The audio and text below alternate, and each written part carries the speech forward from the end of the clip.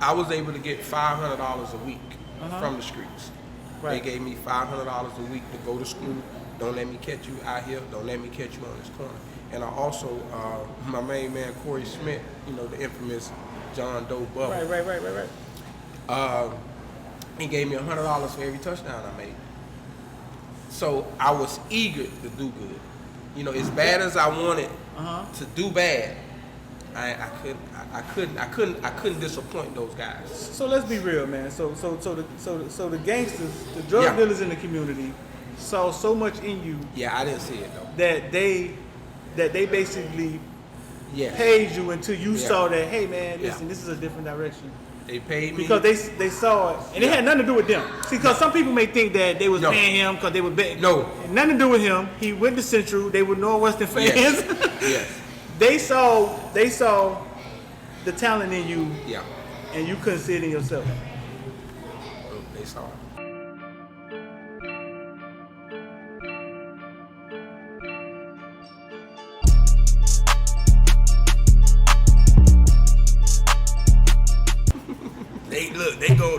They go comment on that. They go be like, you lying. Ain't nobody be hustling your life. Right here, live in the flesh. Yeah. All right, listen, man. The Footballville Caneville, we back, man. Y'all make sure y'all hit subscribe. Members, man, become a member. If you watch the show every day, man, get a $6. Support what we doing. Become a member. That's XMD, and we sitting here, man, with a Miami legend, Dayla, Antonio Brown. What's going on, bro? I'm okay, Coach. You know, just giving back to the community. You know, working into that nation. Listen, right out the back, man. This Caneville show. It's a folk story. I was living in North Carolina. I ain't getting back to Miami yet. And as a folk tale that I hear all the time involving Trick Daddy, Chad Johnson, saying that you once raced Devin Hester, right? Yes. And you beat Devin Hester. Yes. Is that true? Yes, Trick Daddy, he set that up. Yeah. I mean, you know, we was at Willis McGay's Celebrity Flag Tournament here in Dade County at Glen Cherry Park. He was giving back to the community, and you know, I'm out there just having fun, not taking it too serious, but you know, I might run past a guy or two. Right. And Trick came up to me and said, "Dayla, you ain't fast no more." I said, "Trick, go get whoever you want to get." Whoa. So it was like a little Warner Robin thing. He went and got 3 guys. And those 3 guys came and said, no, I can't beat him. No, I done seen him race before. Nah, I can't race him. And he came up with, they got in a little huddle. Yeah. And they said, we got somebody for you. And they walked across the other side of the field and came back with Devin Hester. And I was like, you knew who he was? Yes, I knew who he was. You know, I'm a Miami guy. Right. Born and raised, and you know, I am outside of playing for West Virginia during that time. I am a University of Miami fan. So at this time, he was Devin. We got to give the people a full sight. He was Devin Hester, what, a freshman or what was he? He was a sophomore. So he had no ran back kickoffs already. We knew who he was. He was on the map. He was on the map. So how did it go down? So was Chad Ochocinco go down for real? Yes, everybody was there. You know, everybody was there. I mean, Edwin James. You know, I mean, the who's was there for Miami. You know, from the everybody was there. Everybody was there, along with the community. You know, giving back to the community for the kids to have an opportunity to see so many guys from the community in South Florida playing in the NFL. This was crazy atmosphere. It was crazy. Did you think you could beat him? I know I could beat him. I mean, I'm from a Pacific place in the city. Ooh, talk to me, bud. It's either 2 things, you know, the lion and the gazelle. Listen, you were one of the most exciting players South Florida's ever seen. But you understand that there's track speed and then there's game speed. It's 2 different things, right? It's not the same thing. Yes, it's track speed, it's football speed, and it's life speed. You know, talk to me. Just like you said, I done some things in my lifetime where at the blink of an eye, you got to get up and go.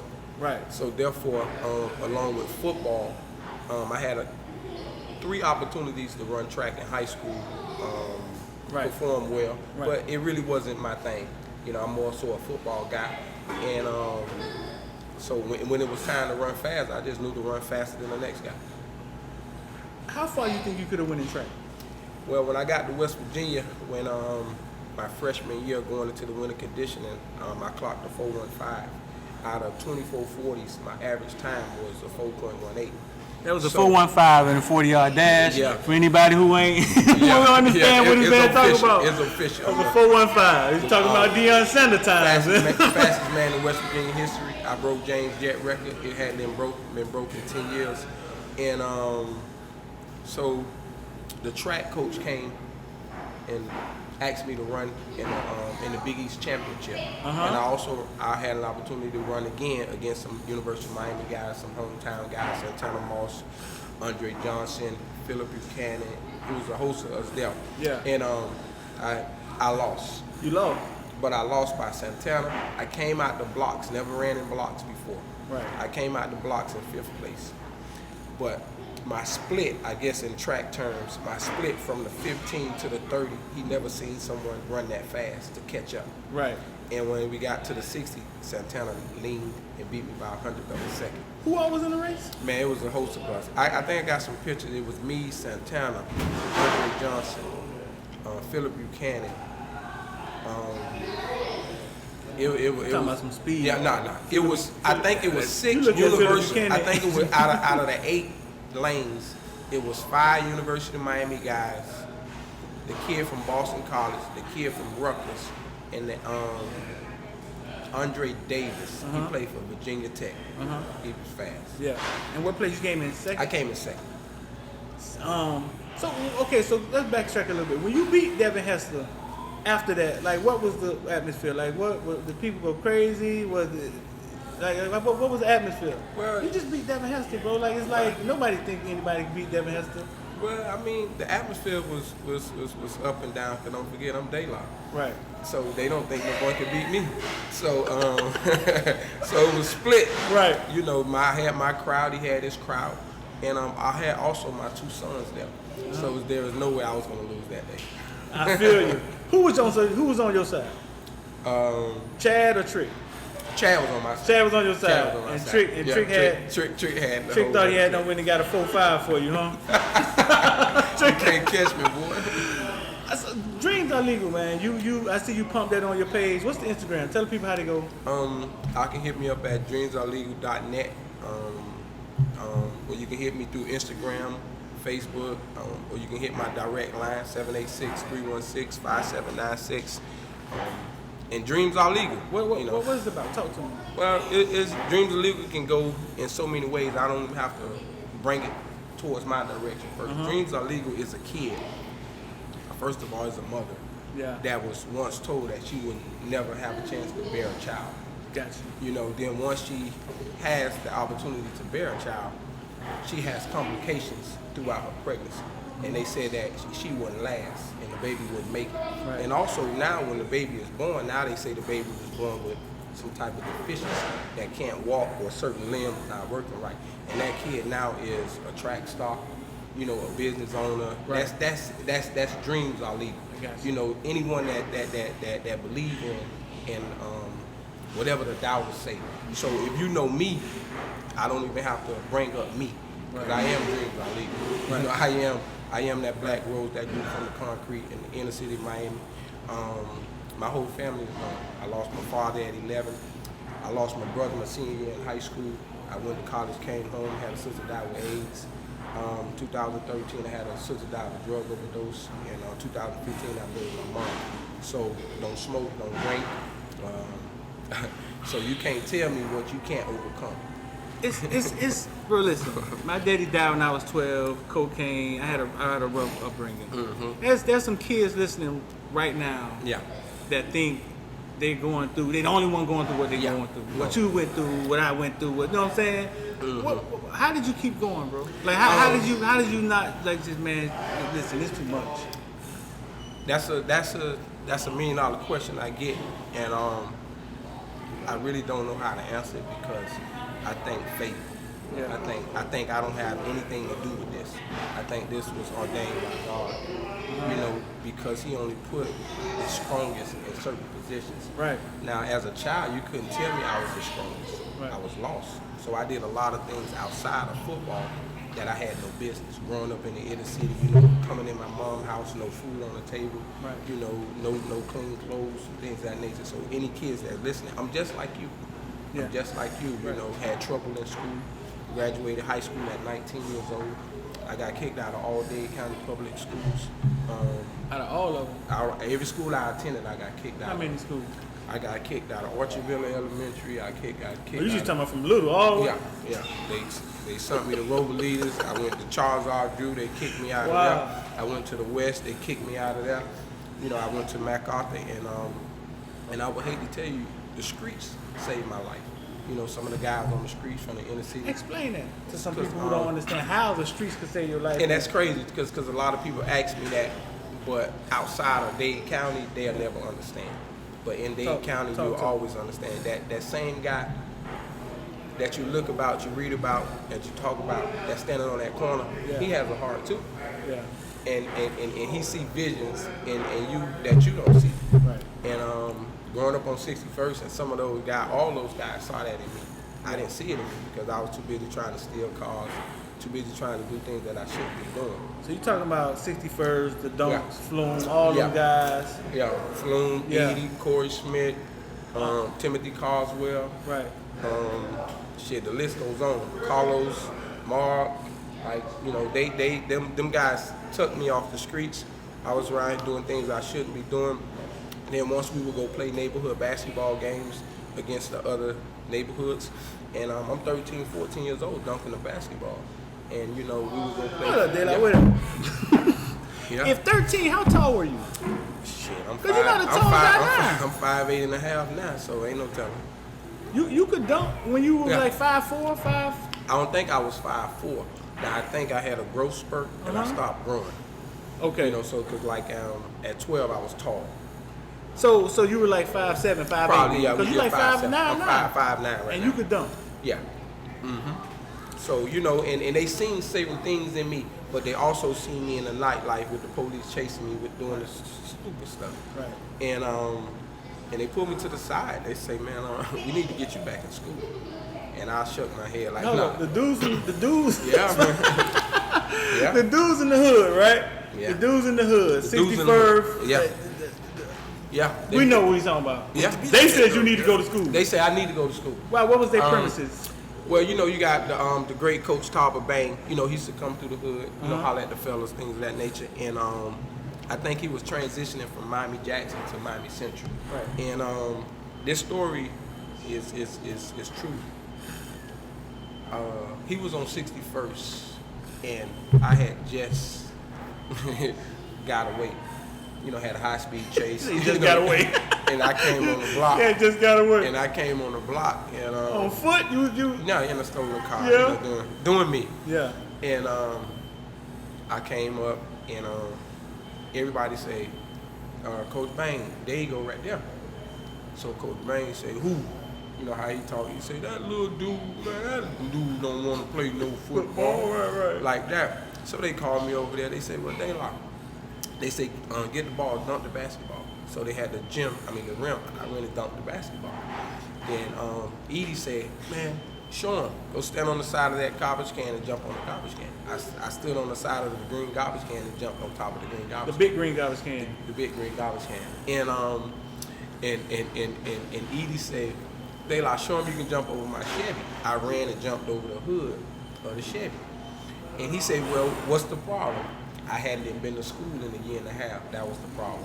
So he woke me up that next morning. Coach Bang came to my mom's house, and he took me to MacArthur, my last existing school, and took me in the register office. And the register said, well, we haven't seen this kid in a year and a half. What y'all want to do?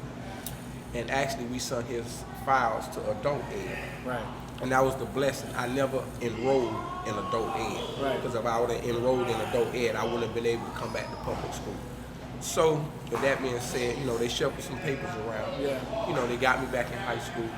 Then the next thing, I was 16, going on 17. In what grade? In the 9th grade. Okay. So they say, now, what are we going to do?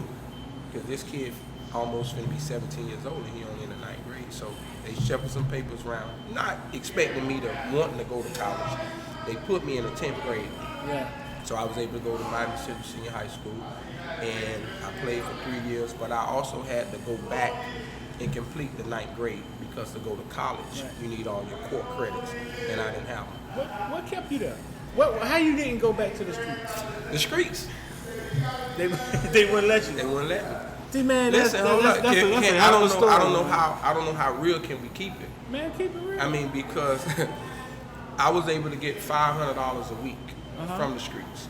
Right. They gave me $500 a week to go to school. Don't let me catch you out here. Don't let me catch you on this corner. And I also, my main man, Corey Smith, the infamous John Doe Bubba. Right. He gave me $100 for every touchdown I made. So I was eager to do good. As bad as I wanted to do bad, I couldn't disappoint those guys. So let's be real, man. So the gangsters, the drug dealers in the community, saw so much in you. Yeah, I didn't see it though. That they basically paid you until you saw that. Hey, man, listen, this is a different direction. They paid me because they saw it, and it had nothing to do with them. See, because some people may think that they was paying him because they were betting. No, nothing to do with him. He went to Central. They were Northwestern fans. Yes. They saw the talent in you. Yeah. And you couldn't see it in yourself. They saw it. You ever heard a story like that, man? I mean, back in that era that you had the streets. People who's in the streets, they like, man, they could see somebody and be like, man, you don't belong out here in the streets. Mm-hmm. I'm saying from the standpoint is the reason he stayed is because they paid they kept him living and then eventually he saw the light. He saw the light. Man, I can go to West Virginia. There's something else over here. You know what I'm saying? Listen, that's an amazing story, dog. Timothy Coswell, some people know him as Ralph. Then I didn't have a car. He said, okay, Dayla, I got this green 6'4" that I bought from Sonny off the Ave. It's at Disco Dave. Remember Disco Dave? Of course. He told me to go to Disco Dave, get that car, and don't miss a day of school. So I had an opportunity to go to Miami Central in a green 6'4" candy apple green with the white inside and with the Daytons. So I could not let those guys down. You didn't want to let them down? I didn't want to. So what's the story about one time they said you ran to the sideline, jumped on the sideline, and you shook your dreads at them? Yeah. Tell me that story. Okay, them my guys. Right. And my guys want me to do good. But my guys don't want Central to win. They don't want y'all to win. No, they want to know what's to win at all costs. They always want to win. And they said, we're going to represent you. And old Micah came up with a slogan. Micah he bought some spray paint. He bought some spray paint. And back in the days, Arab t-shirts was the shit. Right. And so Michael Du bought almost 100 t-shirts. And he had some green spray paint.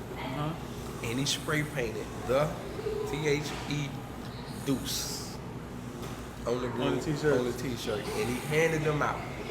And I had a fan club. Like, it was in one section at Trash Power Stadium. It was 30, 40 the Deuce shirts. But they was Northwestern fans, but they was cheering for me. That's and the funny thing, not to bring it up in these terms, and you better not have to say nothing bad about me. No. Not around them. That's weird, ain't that weird? They wanted Northwestern to win. Yeah. They was rooting for Dayla. That's it. Hey, listen, if you hear the stuff that come out of Northwestern stands now, it's nowhere near close to what was going on then. Oh, no, it was a cloud of smoke. It wasn't nowhere near close to what but you couldn't say nothing about Dayla. Okay, I got another story for we was playing at So what you gotta tell a story now. You broke? What happened? You broke and you went, they say you ran to the gate. Yeah. Cause I think I was still in North Carolina when all this was going on. They asked me, they say do your thing. But y'all can't beat us. I say, I'm finna beat them myself. Yeah. And they wouldn't kick me the ball all game. Like nobody would kick me the ball. So I went on their sideline before the kickoff and I was taunting them. And the Bulls, they easy to get aroused. Right. So the kicker, I think it was T.Y. and I think Lester Johnson, Ant-Man, he said, man, kick him the ball, man. So I said, okay, I got him. Right. And they kicked me the ball. And I brought it back. I went on the sideline, took it, hammered off, and represented. That was the Dayla. And you was on their Northwestern sideline, and you shook your dread that day. And what did the crowd do? They responded to it? Oh yeah, they went crazy. They went crazy. And also my boys, they went ballistic. Yeah. You know, even though after the game we lost, but you know, it was a thrill. I think that game was 41-42. Yeah. Who was on your team? Like, who you had? Oh, we had some great ones too, man. We had Najee Davenport. I had Herbert Hollywood Henderson. I had the quarterback Reginald Hayes. I had Charles Woods, the running back. We had our Page Rowe. Yeah. Man, so Butterfield was already gone. Butterfield was already gone. Butterfield was how much older than you? Like 2 years. 2 years? Mm-hmm. We had Rodney Jackson. Man, we had Bowleg. Remember Bowleg? Yeah. Sean Harper. Playing against who? Who the West had? Oh, they had some Jeffrey Townsley, some Andre Williams. We had Webster, Torrey right? Cox. Yeah, my sophomore year I played against Nate. Wendell Ashley. Raj Beckwith. Weaver twins? Yeah, the Weaver twins. So that was like one of the great Northwestern. Yeah, Yeah. Now, I can tell you this, for my own bragging rights, there is not a Northwestern team that did not double cover me. Even at 1995 state championship. Right. That team was good. Najee tell me, I forgot how Najee tell the story. Najee said when the season started, how the defense just kept shifting. Yeah. to guard, it was a play when y'all used to run with a screen, right? Yeah, a spot route. A spot route, right. And he say the linebacker shifted, then the next game, the safety was shifting. By that time, man, no defense had done shifted trying to stop them from running. And Najee breaking. And Najee break right up the middle, right down the middle. Right down the middle, because ain't nobody in the middle. Right. So, man, I know you got some stories, man. Tell us some stories, man. Well, I got a story. Then alone, now, when I got back in high school, they made a deal. Coach Bain made a deal with them.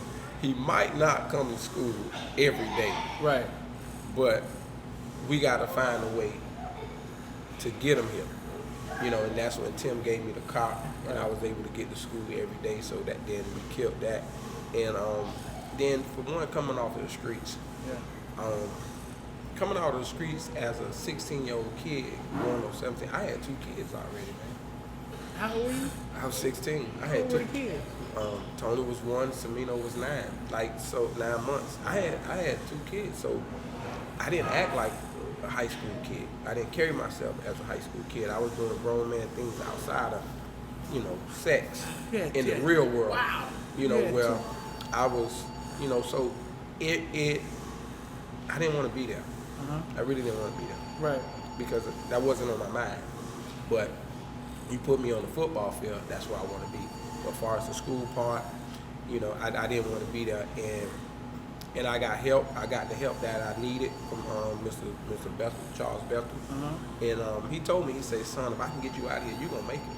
Right. Because he understood that everything I was doing, I wasn't doing it for my own selfish reasons. Right. I was doing it because I had a little brother that I had to provide for, and I had a mother that I had to provide for. And I told you the 2 sisters was out there on drugs, doing their thing.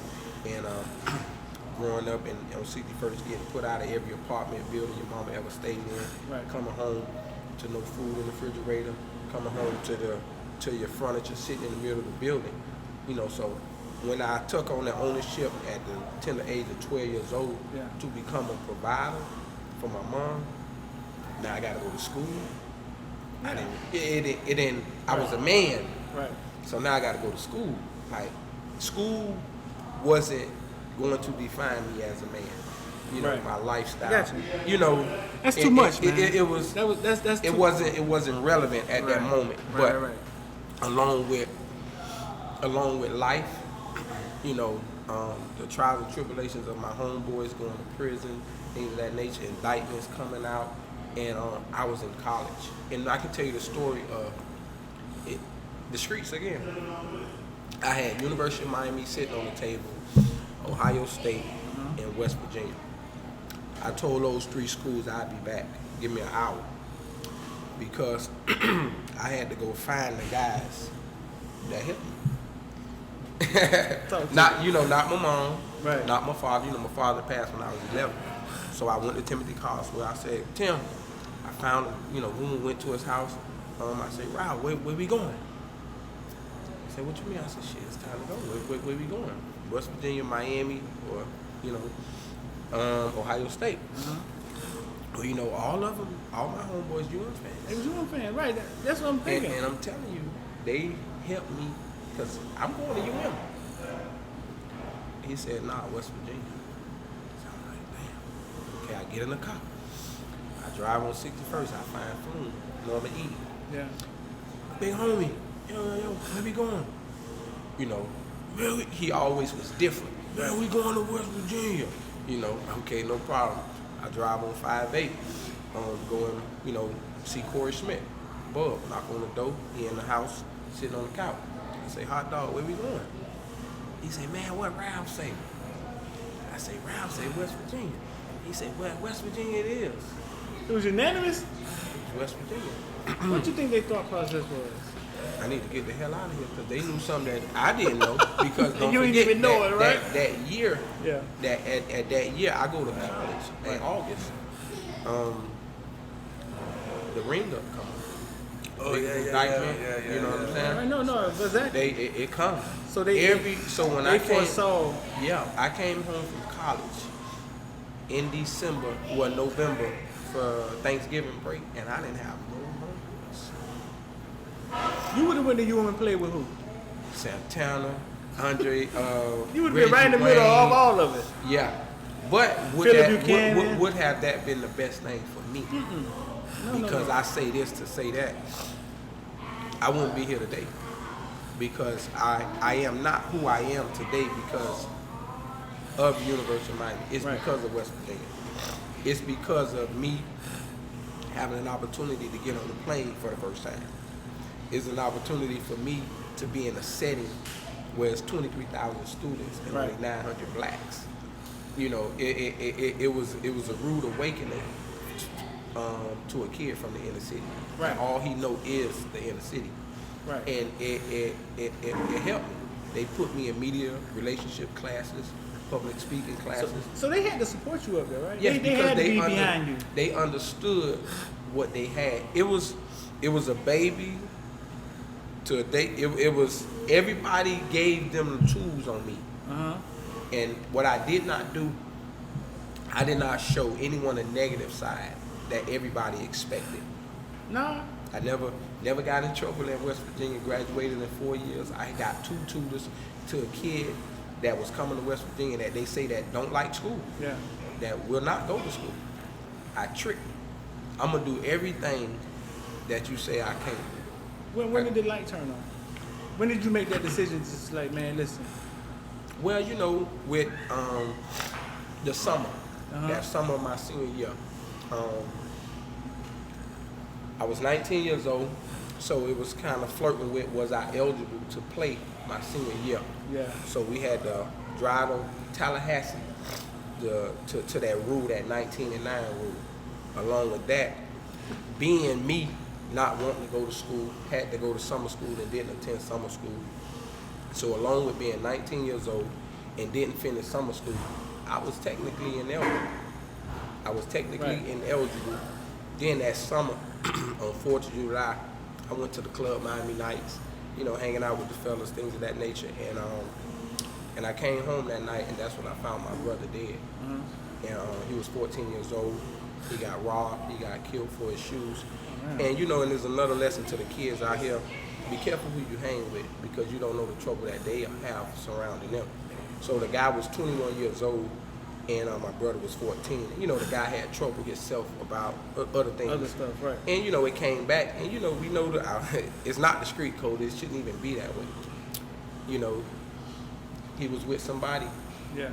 And they got him, you know how it go. Like, yeah. You can't leave no witnesses. Right. You know, even that's what we dealing with nowadays. Yeah. And so my brother was a victim, and I came home and I found my little brother that laying there dead, along with his friend. You know, mere steps from my house. He had drawn up blood, flies flying around him. So that was another light. Like he gave me an abundance of talent that I wasn't using. Yeah. I was still back doing the street. I wasn't in the front though, but I was still I was back doing the street. Right. You know, I had all the support from the guys in the hood.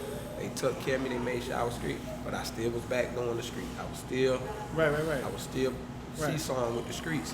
And that shined the light, like, whoa, like, you know, like that. Then my senior year, on Christmas of that same year, my sister passed away. So I ain't had no choice then, because now I'm not Tony. To my nieces and nephews, I'm Uncle Tony. You know, I'm a father. At 19, I'm a father figure because she left 5 kids. Bro. So, you know, then those 5 kids had to come move in with my mom. So after my mom lost her baby, she get 5 other kids to take on that ownership. And I have to make a decision now to go to college. So I went there with a plan.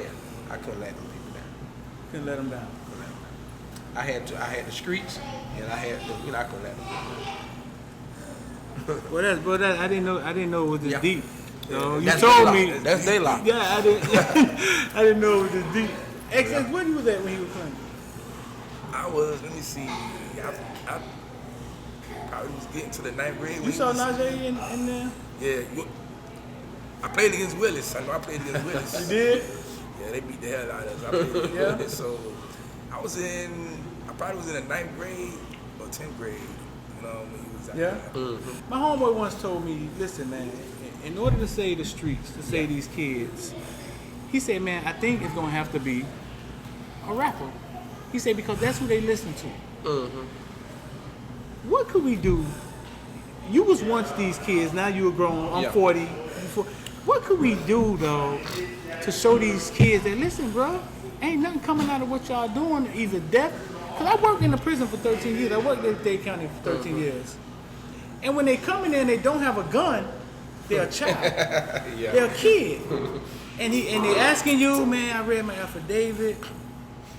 He could see homeboys telling on them. Mm-hmm. Like, what is it? What could we do as a community, bro? Because I let people like you tell your story because I know your story is many stories. Mm-hmm. These kids thinking that they're going through it by themselves. That's why I let you come out here and talk and let people tell their story. You know what I'm saying? Mm-hmm. How could we? What could we do to get to these kids? Do you think we could save our community, bro? Or do you think the system is just we raised in the? You think we can? We're gonna save it. And just like what you go back to say, like the music. In my time, Tupac. Yeah. And my mom used to like, Tony, why you in that room playing that music so loud? And she didn't understand that I was listening to a guy from California, in New York, in Baltimore, going through the same thing that I was going through. Right. You know, so I was able to gravitate to his life and to his understanding of life. That's why I'm a fan of Tupac. Right. So therefore, there's 2 parts to the rapper part. You got to be careful because Tupac did not teach us to kill. Right. Tupac taught us about life lessons and how to overcome hard times. In his life stories of his rapping, he wrote stories. He didn't rap. He didn't just have nothing to say. And you know, just like what we're talking about, you know, some of the guys, it's most of the, you know, you have to have something to talk about. And if I was a rapper, I'd be rapping about my story, my life. So therefore, there's some things I can rap about, and there's some things I can't rap about. Right. And so, with that being said, it's up to the rapper to give it to them because we gonna listen. Yeah. We gonna listen. They gonna listen. That's what they listen to. So therefore, be careful what you give them. Boy, they give them because you know, and that's I don't know if it's the industry on purpose. It's the industry on purpose. And then we can't like Charles Barkley say, I'm not a role model. I'm not. It starts in the house. So therefore, you can't leave the decision of your kid's life or death situation upon somebody you don't know. It's up to you as a parent. Even though, just like they say, the old Michael Duke said, it take a village. It really do. It does. I'm telling you, I wasn't scared of nobody. No. I wasn't scared of nobody. My daddy got killed. He got home invaded. Right. He got duct tape. He got tied. He got shot. I came out of the house at 11, like. Right. So I understand them. See, you have to know them to understand. I understand the community. Right. That's why when we have our real sit-downs, it's hard at first because they tough. But once I get them in a corner and they able to listen, then I can give them me. Right. then they can understand that someone else is just like them. So that's what we need in our community. We need more people like them that's willing to help them and give them their story so they can understand. Right. Because a lot of people do say that it started at home. You was raised by a pastor, you know what I'm saying? And come mom and daddy was in the house, you know. But I lost my dad when I was 8. You were that young when your dad died? Yeah, my dad died when I was 12 8. My dad died. Then I got the 2 big brothers, you know what I'm saying? One plays sports and the other's in the street. Right. So I'm about it. I'm like, I want to play sports. I want to be in the streets. Yeah. Hold on, which one? You know what I'm saying? That's the thing. But like I said, take your stars at home. You know, it's the saying that if you train the kid the right way, they gonna always go back to do the right stuff. Right. You know what I'm saying? So if you're not training your kid to do the right stuff, right. You know what I'm saying? You can't allow the rappers to raise your kids. Right. But the situation is this: when somebody look at you and they say, "Man, stars at home," and then you start telling them your home life. See, that's what people don't understand, how bad some people have it, dog. That's why I like they programming this like shit. Just like Coach saying? just said. You mentioned his father was a pastor. He grew up in I never seen my mom and my dad in the same room. Right. You know, I never rode in a car that my mom drove. Yeah, man. You know, the ex-family, he had a good family. They had a house, mama, daddy. Me and my mom ain't never walked in the grocery store and shopped together. It was rough. So you have to get in that hole with these kids. Right. Because a lot of them are being. You can't. A lot of them. You couldn't tell me. You know, you can ask Coach Bain. I looked at Coach Bain when he said what he said. Man, you don't want to. I looked at him, and he was like, "Whoa, he's not no kid." you know, right. The dudes in the neighborhood had to come to me and say he's okay, right? Because therefore, who can I trust besides these guys that are helping me? Right. You know, so therefore, that's my family. Right. And that's the family outside the family. Right. So that's what it is. Right. So you can't tell me something if you're not a part of my family. You're just talking to me at this moment, then I'm not going to see you no more.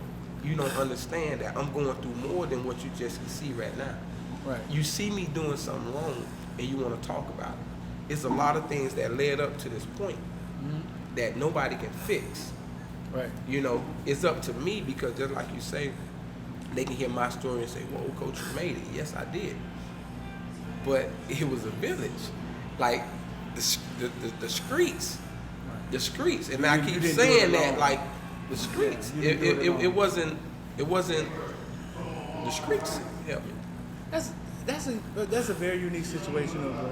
That's a very unique situation. We all know them dudes, and we know. I know you know Rudy Glass and Paul, my best friend. Mm-hmm. Like you say, even the dudes on the streets have hearts. Yes. That's a very unique situation. And for them to tell you to go to West Virginia when they could have just sent you to Miami, but they knew it probably wasn't gonna end well around here. Yeah. You know what I'm saying? And, you know, I still get a chance to communicate with those guys on the phone. And you know, the ones that's out now, you know, I communicate with them. I love them. They're my homeboys. Well, I worked at TGK for a while. I was in there with Phil. I was in there with what's the other name? Light skinned dude. With he always tell me a story about when they beat up Vernon Carey. Beat up somebody after they lost. What is his name? I forget his name. And light skinned dude, brown eyes. You know exactly what I'm talking about. Antonio Godfrey. Yeah, I was in there with all. I used to be the officer in there when a lot of them came through. Coach Coffey, man, you told me Coach Coffey's story about when he didn't allow you to play. Yes, in the playoff game. Remember, like I said, a lot of things helped me to this point. Right. That Miami Northwestern game. Right. I did good, but I did bad. Uh-huh. I ran the kickoff back. Did not lose the game because there's a lot of moving parts within the football game that decides the factor. But we had the ball on the 15-yard line. No penalties. When I decided to run through Northwestern sideline, I decided to go now on the track. Now, I decided to go to the gate. And they called a penalty on it. And I took my helmet off. And I shook my helmet. Maybe 15 yards? No, that was about a 75-yard penalty. you know, so therefore, you know, that was a valuable lesson. Yeah, because we moved back to the 20-yard line. Yeah. Oh, so they didn't even give me the touchdown. No, I ran the kickoff back to the 15-yard line. Oh, we started that drive on the 20, on I-20. Wow. You know, backed up. So the next week, you know, we play Miami Edison. Yeah. We win the game, we go to the playoff. I practiced all week. Practice. Everything was going well. Practice. The day of the game, Coffee, he called me in the office and said, Dayla. I said, what's up, coach? I come in the room. He said, close the door. Close the door. He said, hey, man. I said, yes. He said, you know I love you. I said, yeah, I love you too, coach. He said, the decision I'm going to make today for you going to help you for the rest of your life. And I'm, you know, coaches talking riddles, subliminal messages. I'm like, what's up, coach? What's going on? He said, hey, man, I can't play you today. Playoff game? Yeah. I said, what you mean you can't play me? He said, man, you just can't do, you know, now he's being coached. God, you know, you can't. I said, okay. So I leave out the office, close the door. I call the receiver coach, Coach Alonzo Boykins.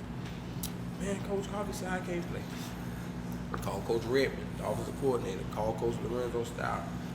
You know, coaches come at certain times. All of them came early. Yeah. And they tried to, you know, that's when they called Coach Coffee Bone. And all of them went in Bone office, and you should have heard him cursing and fussing. God damn it, it's my team. You know, right. Things of that nature. I got this final call. And I sit on that sideline, and I watch them lose 6-0. And but what was Coffee trying to? He helped me turn into a man in life. Right. So technically, that what I get from that as a father, when it's time to make that tough decision that's going to help your child, and as a coach, when it's time to discipline a child that you know that will help you win the game. Right. A football game. He sacrificed a game. But right. How much you hurting that kid in life? If he just lets you keep. If you just keep letting him do what they want to do. Right. Because this is a world where if you do what you want to do, you get what you're looking for. You know what I'm saying? If you continue to do what you want to do, right, you get what you're looking for. Right, listen, man, listen. This could be a part two, bro. You got a lot more to talk about. We ain't talking about West Virginia. We ain't talking about you going to the pros. But I wanted the Cane fans to know that you once beat Devin Hester in the race, and it ain't a poke tail. But, bro, we got to get you back here, man. Okay, no problem. Your story is valuable for kids going forward. They need to hear that. Listen, bro, whatever you're going through, boy, it could be worse. It could be worse. Yeah, it could be worse. It could be worse. So as long as you don't quit is undefeated. It's something I saw too. Mm-hmm. And people be like, hey, man, quit is undefeated. Because once you quit, it's over. And it's crazy. I don't know what quitting feel like. Man, listen, we appreciate you, bro. We're going to have you back, all right? Okay, man. All right, man. Y'all like and share, man. Antonio Brown, Dayla, man. One of my Don't forget, they're legal. Go get them. Tell them where to go get it from. Dreams are legal. You can hit me up in my DM, Instagram, Facebook. You on Twitter? Yeah. Yeah. Dreamsarelegal.net. Support what the man got going on, though. Support what he's still in the community, helping these kids, work kids out. He giving back. He doing what they did to him, man. They gave back to him. Yeah, man. We ain't talking about Malachi. We ain't talking about your sons. We ain't talking about how good your kid was. Part two, we're gonna get you back here, all right? It's the reason they the way they is. They don't know it. See, they don't know that. Malachi was a grown man when he was 8. It's gonna take 3 motherfucking days, and that's what this nigga was. I say, big time players step up and